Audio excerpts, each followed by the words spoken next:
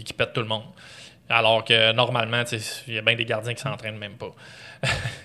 Physiquement, là, qui sont plus comme travail de coordination main-œil, puis s'assurer d'être mobile, fait que l'entraînement a plus de flexibilité, de mobilité, puis qui font même pas d'entraînement physique. T'es-tu d'accord avec ça?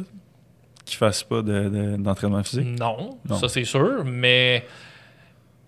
Ils en ont moins besoin que les joueurs? Ben, c'est parce que t'es des très bons gardiens qui s'entraînent pas. L'exemple, c'est Carey Price.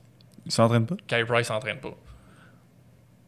Off-season, il va peut-être toucher à la glace, mais il fait pas d'entraînement physique comme tel. C'est pour ça que ses débuts de saison sont so-so un peu.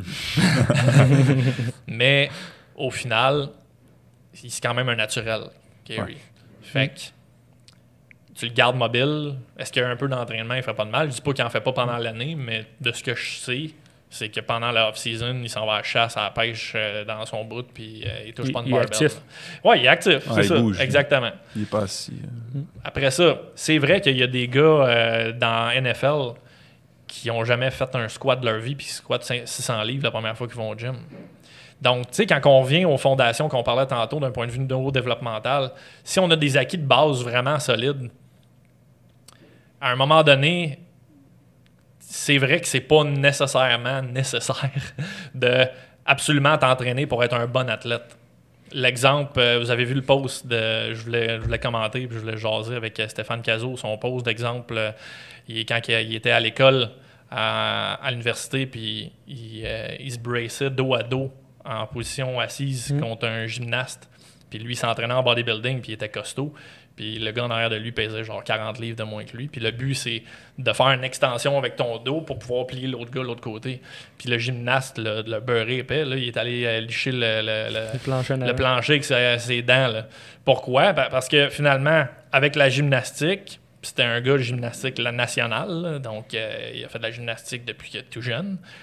Cette personne-là a tellement connecté avec ses muscles dans tous les mouvements de l'espace, donc mouvements en 3D, qui a développé la capacité d'aller recruter les unités motrices et les fibres musculaires beaucoup plus que même Stéphane qui faisait un entraînement de haut niveau en bodybuilding pour développer de la masse musculaire. Donc, juste pour dire que des Johnny Gaudreau à 156 livres qui sont explosifs de façon naturelle, ça ne veut pas dire qu'il n'a pas fait d'entraînement, le gars, mais ça veut dire qu'il y a déjà des acquis de base qui fait que tu le vois aller et tu fais comme, OK, lui, il fait juste comme patiner tellement mieux que tout le monde, puis hyper explosif. Pourquoi? C'est pas juste du travail avec Sherbatov en patin, là. Ce gars-là, il patine bien depuis sa tendre enfance, là. Il a un coup de patin explosif depuis toujours. Qu'est-ce qui fait la différence entre cette personne-là? Là, tout le monde va dire que c'est la génétique. Non. La génétique, c'est 10%.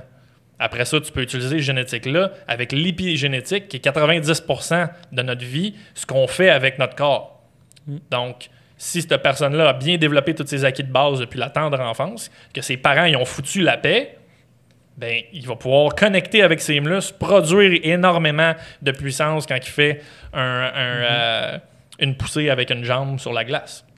Fait que ça va jusque-là dans l'interprétation de ce qu'il faut faire avec un athlète versus qu'est-ce qu'il ne faut pas faire. Ça ne veut pas dire qu'il ne faut pas entraîner un gardien de but. C'est pas ça l'idée au final. C'est juste que c'est pas... Tu t'entraînes en malade mental, t'es fort, puis t'es automatiquement un bon gardien. Il n'y a pas un corrélé nécessairement. Les joueurs, tu vas pas jouer ça à 4 si t'es hyper en forme. Il y a plein de gars qui ont...